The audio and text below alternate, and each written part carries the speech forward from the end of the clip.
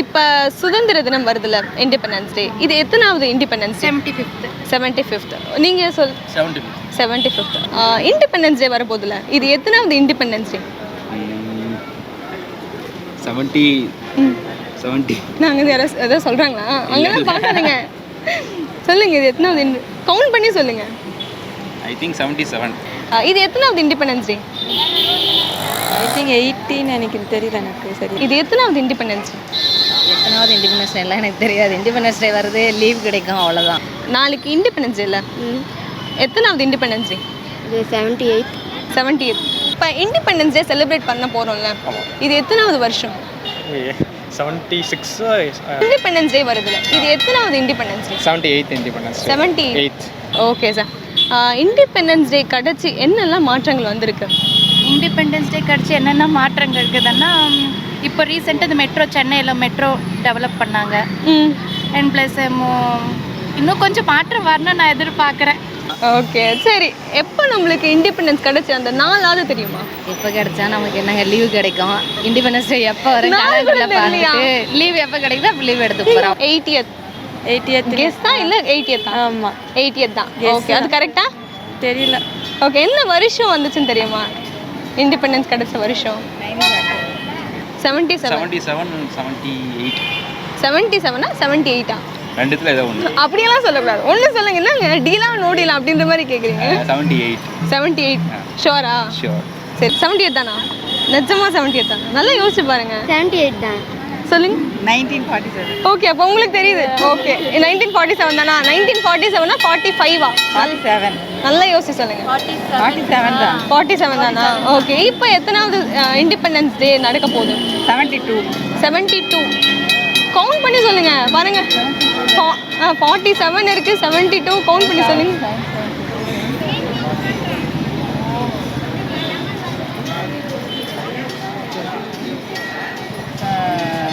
ஐயோ, counting late ஆகுது.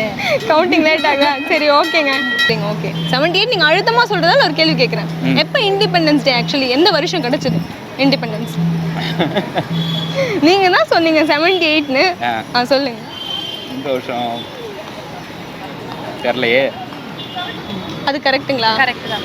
எப்போ இண்டிபெண்டன்ஸ் டே கிடச்சிது ஆக்சுவலி சொல்லுங்க. ஆக்சுவலி 1948. August 15th. ஆகஸ்ட் 15 வருஷம் 1945 தானே? 1945. நீங்கள் சார் எப்போ இண்டிபெண்டன்ஸ் டே கிடச்சிது நம்மளுக்கு? இது ஆகஸ்ட் 15, 1947. நிஜமா 78 தான். சரி, எந்த வருஷம் நம்மளுக்கு independence? 1947. 1947. Year, date? 1947 August 15. August 15. ஒரு இந்தியன் குடிமகள் தெரிஞ்சிருக்கணும்ல. தெரிஞ்ச என்ன பிரயோஜனம் சொல்லுங்க பார்க்கலாம். சரி, என்னைக்கு இண்டிபெண்டன்ஸ் டே அதுவாது தெரியுமா? ஆகஸ்ட் 15. வருஷம் தான் தெரியல. ஆனால் வருஷம் உங்களுக்கு தெரியல. 72 உங்க கெஸ் தான்? இல்லை 72? 78 மேபி. அப்படியெல்லாம் சொல்லக்கூடாது. ஆக்சுவலாக இல்லை, எனக்கு லாஸ்ட் டைமே இது ஒரு கொஸ்டின் ஒரு பிரச்சனை வந்துச்சு. எனக்கு 75 76 எக்ஸாமில் தப்பாக போட்டிருந்தேன். எந்த எக்ஸாமில் தப்பாக போட்டீங்க? எஸ்எஸ்சி எழுதிட்டு இருக்கேன். ஓகே, அது இன்னுமே எனக்கு கிளியர் ஆகல. அதை இப்போ தான் டிஸ்கஸ் பண்ணுறோம். லாஸ்ட் டைம் எக்ஸாம் தப்பாக போட்டேன்டா அப்படின்னு சொல்லி. Okay, 78 77 maybe, not sure. Okay. எந்த வருஷம் கிடச்சிது? 1947. 1947. அப்போதுலேருந்து கவுண்ட் பண்ணி பாருங்க வேணா. 47ஆ 48ஆ? 77 78. 77ஆ 78ஆ? 77 முடிஞ்சு 78 இப்போ. 77 முடிஞ்சு 78ஆ? இல்லை 78 முடிஞ்சு 79ஆ? 77 முடிஞ்சு 78. கரெக்டா? கால்குலேட்டர் யூஸ் பண்ணுங்க. ஒன்றும் பிரச்சனை இல்லை, யூஸ் பண்ணுங்க. 2024 மைனஸ் மைனஸ் ப்ளஸ் 77 முடிஞ்சு. ஓ, ப்ளஸ் மைனஸ். ஓகே, ஆக்சுவலி 1947ல் கிடச்சிது. ஓகே, 7ல் கிடச்சிது. ஆமாம். நம்மளுக்கு இண்டிபெண்டன்ஸ் கிடச்சிட்டு என்ன விஷயங்கள்லாம் மாறி இருக்கு? ஏதாவது இதெல்லாம் மாறி இருக்குங்க, அப்போல்லாம் இதெல்லாம் இல்லவே இல்லை, இப்போல்லாம் மாறிடுச்சு, இவ்வளோ மாறிடுச்சு அப்படின்னு ஏதாவது நீங்கள் ஃபீல் பண்ணுற விஷயம்? பிரிட்டிஷ்லாம் போயிட்டாங்க.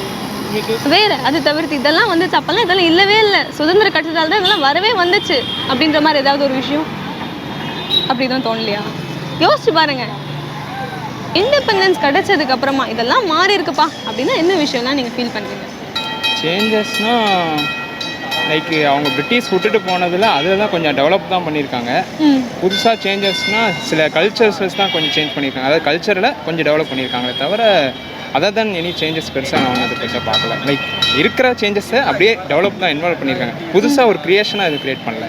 சுதந்திரம் கிடைச்சி இதெல்லாம் மாறுச்சுப்பா அப்படின்னு நீங்கள் ஃபீல் பண்ணுற விஷயம் ஏதாவது இருக்கா? சுதந்திரம் கிடைத்து இன்னும் மாறும். இன்னும் லேடிஸ் கொஞ்சம் ஃப்ரீயாக போயிட்டுருக்காங்க, கொஞ்சம் ஃப்ரீடமாக இருக்காங்க. மற்றபடி வேறு என்ன சொல்கிறது, டக்குன்னு வரவே இல்லையே. எவ்வளோ விஷயம் மாறி இருக்குல்லங்க. இண்டிபெண்டன்ஸ் முன்னாடி அதெல்லாம் இல்லாமல் இருந்திருக்கும். பிரிட்டிஷ் ஆட்சி இருக்கும் போது நிறைய விஷயம் இப்போ மாறி இருக்கும்.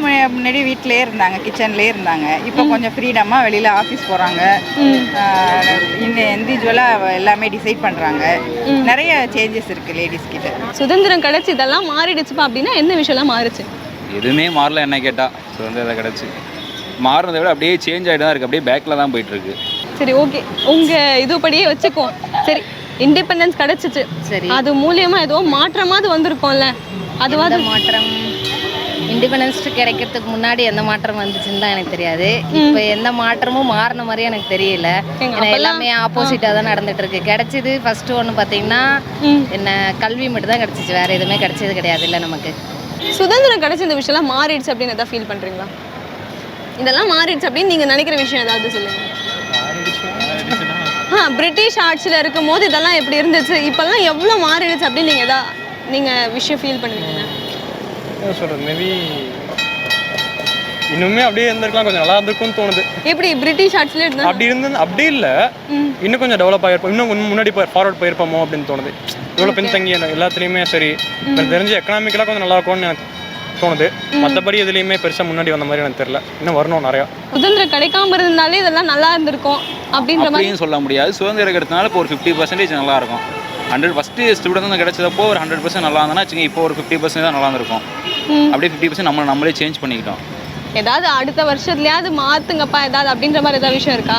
அடுத்த வருஷத்தில் மாற்றுங்கன்னா சுதந்திரத்தினால அன்றைக்கி மட்டும் கொண்டாடாமல் எப்போவுமே சுதந்திரமாக இருக்கணும். எப்போவுமே அந்த தேசப்பற்று நாட்டுப்பற்று எல்லாத்துக்குமே இருக்கணும். சுதந்திரம் கிடைக்கிறதுக்கு முன்னாடி இந்த விஷயம்லாம் நல்லா இருந்துச்சு, கிடைச்சதுக்கப்புறம் என்னடா பண்ணி வச்சு கல்ச்சரே போயிட்டு நம்ம கல்ச்சரே இல்லை, நம்ம கல்ச்சரே கிடையாது, தமிழ்நாடு கல்ச்சரே இல்லை. பிரிட்டிஷ் இருந்தபோது நம்ம கல்ச்சர் இருந்துச்சு, பிரிட்டிஷ் போனதுக்கப்புறம் போயிடுச்சு அப்படின்னு சொல்ல வரீங்களா? அப்படின்னு சொல்ல முடியாது. ஆனால் இப்போ நான் ரொம்ப நிறைய நோட்டீஸ் பண்ணுறது இந்த விஷயம்தான். கல்ச்சர் நம்ம கல்ச்சரே இல்லை, தமிழ்நாட்டு கல்ச்சரே இல்லை. ட்ரெஸ்ஸிங் சென்ஸ் போயிடுச்சு, அதனால ரொம்ப ஃப்ரீடம் ஆகிட்டாங்க லேடிஸ்லாம். இப்போ பிரிட்டிஷ் ஆட்சிலே இருந்திருந்தா இதெல்லாம் எப்பயோ டெவலப் ஆயிருக்கும். இப்போ ரயில்வேஸ் வந்துச்சுல எவ்வளோ டெவலப், அந்த மாதிரி மற்ற டிபார்ட்மெண்ட்ஸும் இன்னும் நல்லா டெவலப் ஆயிருக்கும் அப்படின்னு என்னோட ஐடியா இது. இல்லை அவங்களே ஆட்சி புரிஞ்சிருந்தா இல்லை, இன்னும் கொஞ்சம் நாளுக்கு இருந்தது இன்னும் கொஞ்சம் நல்லா டிபார்ட்மெண்ட்ஸ் இன்னும் வெல் டெவலப்டாக இருந்திருக்கும். மேபி எனக்கு எது பெருசாக அவ்வளோக்கா பாலிடிக்ஸ்லாம் ரொம்ப கொஞ்சம் எனக்கு சொல்கிற மீடியம் மாடரேட்டாக இருக்க மாதிரி தான் இருக்குது நம்ம ஊர்ல எல்லாம். இன்னும் அவ்வளோக்கா வெல் டெவலப்டாக இல்லை. அப்போ நம்ம ஊரில் அரசியல் சரியில்லைன்னு சொல்கிறீங்க? எக்ஸாக்டாக சரியில்லை தான் நான் ஒத்துக்கிறேன். இல்லை கான்ட்ராக்ட்லாம் சிக்க வைக்கல, அவர் தான் சொன்னார், நான் எதுவுமே சொல்லலை. உண்மையுமே சரியில்லை தான், உண்மையுமே சரியில்லை, நான் அதை ஒத்துக்கிறேன். சரி, எதெல்லாம் மாற்றாமல் இருந்திருந்தாலே நல்லா இருந்திருக்கும்? இது எல்லாமே மாற்றாமலே இருந்தாலும் இவங்க டேக்ஸ் கலெக்ஷன் பண்ணுறதை பார்த்துட்டா அதெல்லாம் மாறாமல் இருந்திருக்கலாம். மேபி அப்போ சுதந்திரத்துக்கு முன்னாடி டாக்ஸ் இல்லையா? டேக்ஸ் இருந்தது, மாதிரி இல்லை, எல்லாம் கொஞ்சம் கம்மியாக இருந்தது. இப்போ பார்த்து எல்லாமே இப்போ சிலிண்டர் எல்லாமே இப்போ விலை ஜாஸ்தி, ஜிஎஸ்டி இதெல்லாம் ஏற்று அது கொஞ்சம் கம்மி பண்ணால் எல்லாருக்கும் கொஞ்சம் இதாக இருக்கும். இப்போ சிலிண்டர் விலை கூட பிஸ்னஸ் பண்ணுறவங்களுக்கு கொஞ்சம் யூஸ்ஃபுல்லாக இருக்கும். லைக் இப்போ பிரிட்டிஷே ஆட்சி பண்ணியிருந்தாலே இன்னும் எப்பயோ டெவலப் ஆகிருக்கும், இதெல்லாம் லேட்டாக தான் டெவலப் ஆகுது அப்படின்ற மாதிரி ஃபீல் பண்ணுறீங்களா நீங்கள்? லைக் பிரிட்டிஷ் இருந்தால் நம்மக்கிட்ட அந்த ஒரு ஃப்ரீடம் இருக்காது. லைக் இந்த மாதிரி நம்மளால் ஃப்ரீயாக வந்து நம்மளோட ஒப்பீனியன் சொல்ல முடியாது. பட் டெவலப்மெண்ட்டுன்னு பார்த்தீங்கன்னா நம்ம லாங்குவேஜும் சரி, லைக் அதர் இதெல்லாம் டெக்னிக்கலாக நம்ம டெவலப் ஆகிருப்போம். பிகாஸ் அவங்க நிறைய கொடுத்துட்டு போனாங்க. லைக் எஜுகேஷன் இங்கிலீஷ் கூட நமக்கு அது அவங்க தான் கொடுத்துட்டு போனாங்க. ஸோ அது வந்து ஒரு டெவலப்மெண்ட்டாக பார்க்கலாம். இப்போ இருக்க ஃப்ரீடம் அவங்ககிட்ட இருந்திருக்காது. ஸோ அந்த ஃப்ரீடம் தான் நம்ம எடுத்திருக்கோம். ஸோ இது வந்து நெகட்டிவ் கிடையாது, பாசிட்டிவ் தான். நமக்கு இண்டிபெண்டன்ஸ் கிடைச்சது ஒரு நம்ம பாசிட்டிவ் தான். பிகாஸ் நமக்கு அந்த ஃப்ரீடம் கிடைச்சனால நம்மளால் இப்போ கூட ஸ்ட்ரீட்டில் போக முடியுது, வர முடியுது. ஏதாவது நெகட்டிவ் இருக்கா? லைக் அவங்க இருந்தால் இதெல்லாம் பண்ணியிருப்பாங்க, அவங்க அவங்க இருந்திருந்தாங்கன்னா லைக் கரப்ஷன்ஸ் கம்மியாக இருந்திருக்குமோன்னு தெரியுது. பிகாஸ் அவங்க வந்து வெல்த் தான் எடுத்துகிட்டு போயிருக்காங்களே தவிர அவங்க வந்து மணி இன்வெஸ்ட் பண்ணாங்க, பீப்புளுக்காக மணி இன்வெஸ்ட் பண்ணாங்க நிறையா. ஸோ அவங்க வெல்த்தை நிறைய எடுத்தாங்க. ஸோ அதுதான் அவங்ககிட்ட இருக்க நெகட்டிவ் ஃபேக்டர். பட் மணியை நிறையா இன்வெஸ்ட் பண்ணி மக்களுக்கு நிறையா பண்ணாங்க, லைக் எஜுகேஷன், ரயில்வே, ஸோ நிறையா பண்ணியிருக்காங்க. ஸோ அதெல்லாம் வந்து பெஸ்ட்டுன்னு தான் பார்க்குறேன். எப்பவுமே கொடி குத்தணும்னு சொல்றீங்க? கொடி அந்த மாதிரி சொல்ல கிடையாது. கொடி குத்துனா சுதந்திரத்தை வெளிப்படுத்தணும்னு கிடையாது. கொடி குத்தாமலே சுதந்திரத்தை நம்ம நாட்டுப்பற்ற வெளிப்படுத்தணும். நீங்க எப்படி வெளிப்படுத்துவீங்க? நான் எப்போவுமே அப்படி தான் இருப்பேன். நான் ஏதாவது ஒரு ஃபார் நேஷனல் ஆந்தம் எல்லாருமே இப்போ ஒரு சில பேர் நேஷனல் ஆந்தம் அதெல்லாம் ஆனால் அவங்க இஷ்டத்துக்கு ஓகே அந்த டைம் மட்டும்தான் அப்படி இருக்காங்க. ஆனால் நான் வந்து அந்த நேஷனல் ஆந்தம்னா அந்த ஒரு சவுதான் பொசிஷன், அந்த இது இருக்கும், இந்த அட்டென்ஷன் பொசிஷன், அது எல்லாமே கரெக்டாக இருக்கணும். அது நான் எப்போவுமே ஃபாலோ பண்ணிட்டு இருப்பேன். Everything has a positive and negative. So நமக்கு இண்டிபெண்டன்ஸ் கிடைச்சானதான் நம்ம ஃப்ரீடமாக இருக்க முடியுது. அவங்க வந்து கொடுத்த விஷயத்தை நம்ம இப்போ யூட்டிலைஸ் பண்ணிட்டுருக்கோம். ஸோ அது one of the positive thing தான். ஸோ நம்ம ஃப்ரீடமாக போகிறதும் அது one of the positive thing தான். ஸோ எனக்கு பொறுத்த வரைக்கும் ஃப்ரீடம் ஓகே தான், but not up to the 100%. அவ்வளோதான். Okay super bro. நீங்கள் சொன்ன எல்லாமே கொஷின்ஸ் எல்லாமே கரெக்டு தான். ஆகஸ்ட் 15, 1947 தான். இது 78 தான். Super. Okay, happy independence day. நல்லா செலிப்ரேட் பண்ணுங்க. Happy independence day. கொடியெல்லாம் மறக்காமல் குத்திக்கோங்க நாளைக்கு. ஓகே, அன்டில் அதாவது வந்து நான் ஆகஸ்ட் 15, 1947. ஆகஸ்ட் 15, 1947 அவ்வளோதான். Happy independence day. Happy independence day. Okay. நீங்கள் சொன்ன மாதிரி 77 கம்ப்ளீட் ஆகி இது 78 தான். ஓகேங்களா? கால்குலேஷன் போட்டு நீங்கள் கரெக்டாக தான் சொல்லியிருக்கீங்க. Okay, thank you so much. Happy independence day. Happy independence day. நாளைக்கு கொடியெல்லாம் குத்திக்கோங்க. ஓகேங்களா? ஹாப்பி இண்டிபெண்டன்ஸ் டே கொண்டாடுங்க. நாளைக்கு ஃப்ளாக்லாம் போட்டுக்கோங்க. நீங்கள் ஆக்சுவலி கரெக்டாக தான் சொன்னீங்க. 78 தான், 1947 தான். சூப்பர். சரி, okay sir. Happy independence day. நாளைக்கு கொடியெல்லாம் மறக்காமல் குத்திக்கோங்க. ஏதாவது சொசைட்டிக்கு தான் நல்ல விஷயம் பண்ணுங்க. ஆக்சுவலி வந்து பார்த்தீங்கன்னா 78 இண்டிபெண்டன்ஸ் டே நம்ம கொண்டாட போடும் இந்த வருஷம். And happy independence day celebrate பண்ணுங்கள். நாளைக்கு கொடியெல்லாம் குத்திக்கோங்க. நிறைய ஏதாவது நல்ல விஷயங்கள் நாட்டுக்காக பண்ணுங்க. ஓகேங்களா? தேங்க்யூ ஸோ மச் பாப்பா. சுதந்திரத்தை காத்த அனைவருக்கும் சொல்லுகின்றோம் எங்கள் முதல் வணக்கம். தாயின் மணிக்கொடி சொல்லுது ஜெய் ஹிந்த்.